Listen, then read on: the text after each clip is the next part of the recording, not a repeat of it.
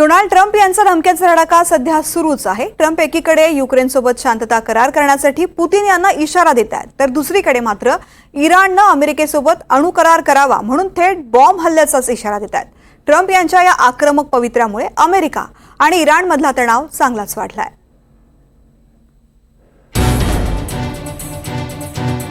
अमेरिकेचे राष्ट्राध्यक्ष Donald Trump यांनी थेट इराणवर बॉम्ब हल्ला करण्याची धमकी दिली आहे।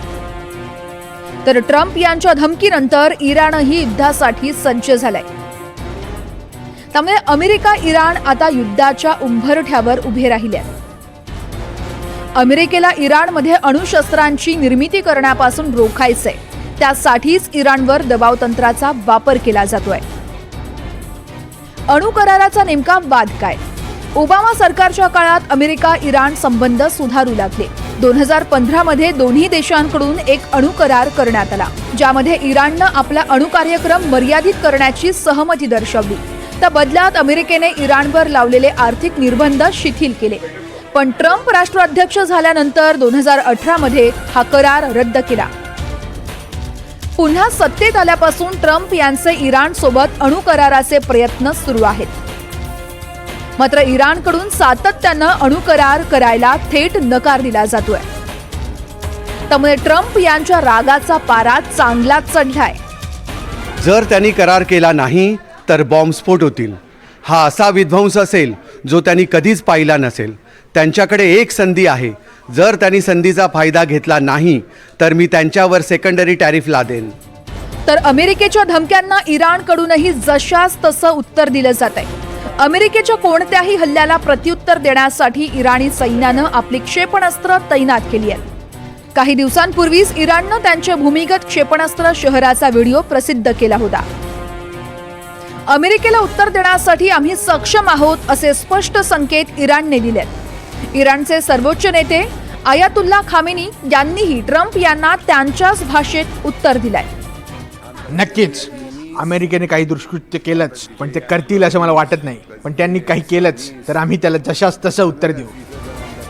दरम्यान इराणने पलटवार केल्यानंतर आता ट्रम्प यांच्या हालचालींकडे सर्वांचं लक्ष लागलंय। मागच्या काही वर्षांमध्ये अत्यंत मोठ्या प्रमाणामध्ये इराणनं युरॅनियम एनरिचमेंट करून एक प्रकारे न्यूक्लिअर केपेबिलिटी हस्तगत करण्यासाठी घोडदौड केलेली आहे। आणि इराणचा असा दावा आहे की जर गरज पडली तर काही काळातच आम्ही न्यूक्लिअर मिसाइल्स बनवून अमेरिका त्याचबरोबर त्यांच्या साथीदार राष्ट्रांवर आम्ही हल्ले त्या ठिकाणी करू शकतो। अमेरिकेनं धमकी दिल्यानंतर सुद्धा आता इराणनं स्पष्टपणे भूमिका घेतलेली आहे की ऑलरेडी आमची हत्यारं त्याचबरोबर वेगवेगळ्या प्रकारचे मिसाइल्स हे आम्ही जमिनीखाली लपवून ठेवलेले आहेत आणि योग्य वेळेवर जर अमेरिकेनं हल्ला केला तर जशास तसं उत्तर देण्यासाठी आम्ही सुद्धा तयार आहोत। म्हणजेच येणाऱ्या काळामध्ये जरी युद्ध होणार नसलं तरी या दबाव तंत्राच्या माध्यमातून इराण आणि अमेरिका यांच्यातला संघर्ष असाच धुमसत राहणार आहे, हेच या परिस्थितीवरून आपल्याला स्पष्टपणे दिसतंय।